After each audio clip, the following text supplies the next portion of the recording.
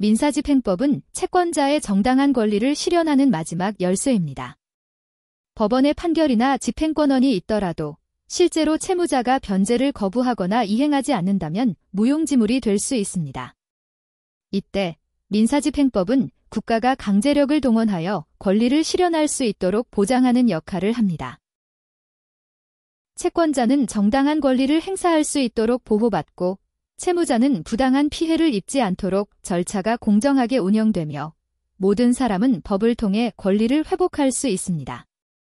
이처럼 민사집행법은 법적 권리의 실질적 보장을 위한 최종적인 장치라는 점에서 우리 사회에서 반드시 필요한 제도입니다.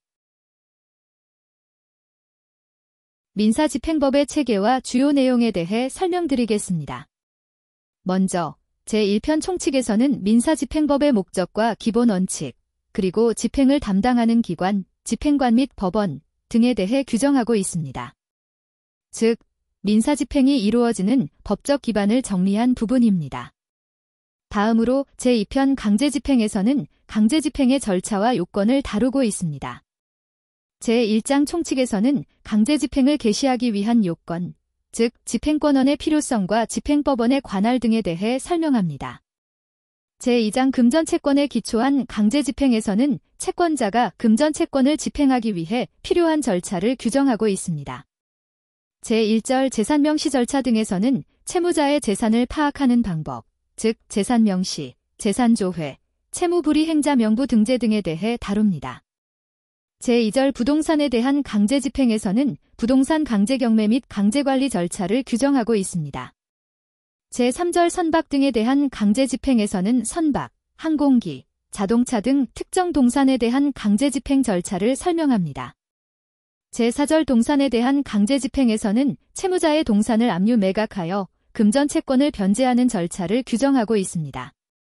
제3장 금전채권 외의 채권에 기초한 강제집행에서는 금전채권이 아닌 특정물 인도, 권리 이전, 일정 행위의 이행을 강제하기 위한 집행 절차를 다룹니다. 다음으로 제3편 담보권 실행 등을 위한 경매입니다. 여기서는 저당권, 근저당권과 같은 담보권을 실행하기 위한 경매 절차를 규정하고 있습니다. 채권자가 담보권을 행사하여 경매를 통해 채권을 회수하는 과정이 포함됩니다. 마지막으로 제4편 보전처분입니다. 보전처분은 본안 소송 전 또는 소송 중에 채무자의 재산이 유출되는 것을 막기 위한 절차입니다. 제1장 가압류는 금전채권을 보전하기 위한 절차로 채권자가 본안 소송 전 재산을 확보하기 위해 신청하는 제도입니다.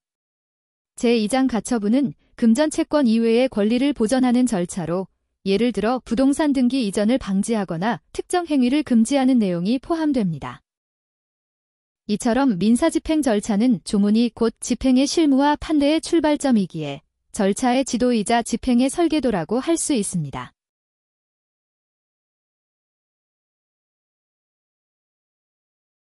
민지법 24번 문제입니다.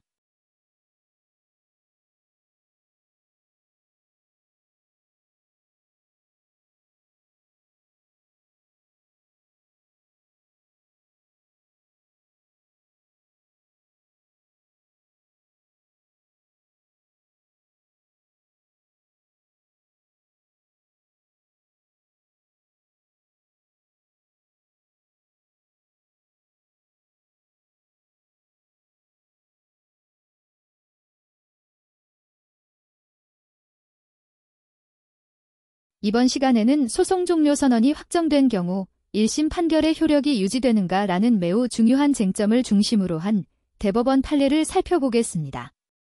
이 판례는 단순히 한 당사자의 집행 문제를 넘어서 확정 판결의 효력이 언제 사라지는가, 또 청구의의소가 어떤 요건을 갖추어야 하는가를 명확하게 보여주는 기준이 됩니다.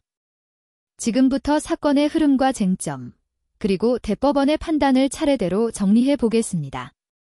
소외 1회사는 2017년 파산 선고를 받았고 그 파산 관제인인 소외인은 원고를 상대로 1억 9천만 원의 부당한 변제에 대해 부인의 소를 제기했습니다. 원고는 소송에 응하지 않아 공시송달로 소장이 전달되었고 결국 관제인이 승소하여 원고는 1억 9천만 원과 이자를 지급하라는 1심 판결을 받았습니다. 이후 원고는 뒤늦게 추환항소를 제기했고 항소심에서는 해당 파산 절차가 이미 종료되었다는 이유로 소송 종료를 선언했습니다. 한편 피고는 이 판결금 채권을 파산관제인으로부터 양수받아 승계집행문을 발급받고 강제집행을 시도하였습니다. 이에 원고는 소송은 종료되었고 1심 판결도 효력이 없으므로 더 이상 집행할 수 없다며 청구이의소를 제기하였습니다. 여기서 쟁점은 소송 종료 선언이 확정된 경우 그보다 먼저 확정된 1심 판결의 형식적 확정력이 여전히 유지되는가 였습니다. 원심법원은 1심 판결이 여전히 유효한 집행권원이라고 보고 청구이의소가 성립한다고 보아 실체심리에 들어가 판단하였습니다. 그러나 대법원은 청구이의소는 유효한 집행권원이 있을 때만 제기할 수 있는 것인데 항소심에서 소송 종료 선언이 확정되면 1심 판결의 형식적 확정력은 소멸된다고 보았습니다. 따라서 더 이상 1심 판결은 유효한 집행권원이 아니며 그 판결을 기초로 한 강제집행이나 승계집행문도 허용될 수 없다고 판단하였습니다.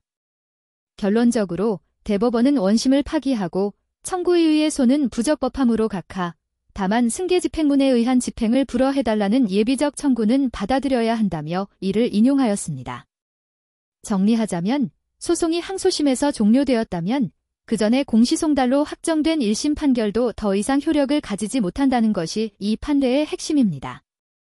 대법원은 형식적으로 확정된 판결이라도 후속 절차에서 소송 종료 선언이 확정되면 그 확정력은 소멸된다고 판단했고 그 결과 유효한 집행권원이 존재하지 않는 이상 청구이의소도 성립할 수 없다는 명확한 기준을 제시했습니다.